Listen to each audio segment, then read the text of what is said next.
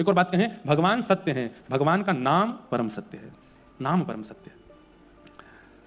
एक महापुरुष हमारे ब्रजमंडल में, उनसे मैंने एक जिज्ञासा की, महाराज जी हमारी इच्छा तो नहीं थी कि यश मिले कथा कहने से, इतने लोग जुड़े, ऐसी इच्छा नहीं थी। 10 साल से कथा कर रहे, पहले तो बहुत कम ही लोग आते थे, तब भी कोई ऐसी इच्छा नहीं थी, अब इतने आते तो भी ऐसी कोई, पर ये यश मिलने पर अपयश की चिंता बनी रहती है, ऐसी स्थिति में हम क्या करें?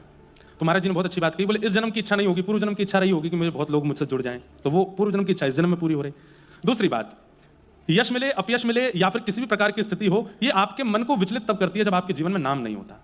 आप जब नाम आश्रित हो जाते हैं, ठाकुर जी का नाम लेने लगते हैं, तो फिर आपत्ति विपत्ति क्या कर रही है इससे असर नहीं होता। और इतनी अच्छी बात बताई, ध्यान से सुनिएगा, जैसे कोई व्यक्ति आपको गाली दे दे, कोई व्यक्ति आपको अपशब्द बोल दे, तुरंत आपका रिएक्शन आता है। चलो आपने कुछ बोला भी नहीं तो आप उसकी तरफ देखते तो हैं, आप थोड़े क्रोध में तो भर जाते हैं, आपकी नसों में थोड़ी गर्म खून का प्रवाह तो हो जाता है, आपकी भ्रुकुटी माथे की थोड़ी सी टेढ़ी तो हो जाती है, भले आपने कुछ बोला नहीं पर थोड़ा असर तो हुआ।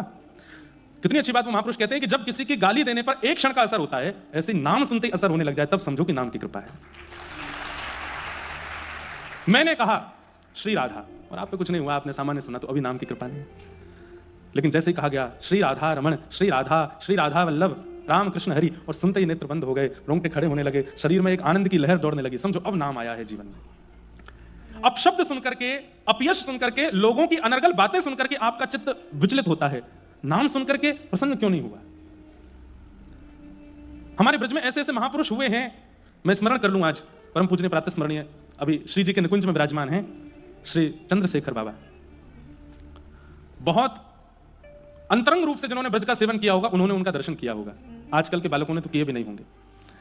नाम के प्रति ऐसी रुचि कि जब कोई नाम गाता था ना, हरे कृष्ण कृष्ण कृष्ण हरे हरे, हरे राम राम राम हरे हरे, तो बैठे बैठे बाबा के नेत्रों से अश्रु नहीं, पिचकारी चलती थी अश्रुओं की। कहते थे कि अश्रु यहां से निकलते सामने गिरते थे, बोले ऐसा कभी देखा नहीं गया। जो स्थिति महाप्रभु चैतन्य महाप्रभु की होती, वो बाबा की स्थिति। कोई माइक पर कीर्तन कर रहा है, अब माइक पर बोल रहे हैं हरे कृष्ण कृष्ण कृष्ण हरे हरे, तो बोला गया यहां, लेकिन आवाज आ रही है उधर माइक में से, और कोई व्यक्ति निकलता था तो उसको रोक देते, अभी रुक जा, देखो वहां नाम चल रहा है, उसको लांघो मत, नीचे होके जाओ, ऐसे बैठ के जाओ। इतना नाम के प्रति रुचि हम लोगों की स्थिति बताती है कि हमारे चित्त में क्या है। किसी का अपशब्द हमको विचलित कर देता है, पर नाम हमको प्रसन्न नहीं करता। इससे पता चलता है कि हमारी स्थिति क्या है। स्थिति ऐसी बना लेनी है कि आप मुंबई में रहते हैं, बड़ी बड़ी बिल्डिंग्स हैं यहां पर, और कहीं से आपको नाम सुनाई दे जाए तो आपसे भोजन ना बन पाए, आपसे अपना काम ना हो पाए, आप अपने आप को रोक ना पाए, बस मन हो चलें और जाके एक बार उसको देखा में जो ये नाम गा रहा है, तब समझो नाम की कृपा है आपके ऊपर, नाम आपके भीतर विराजमान है।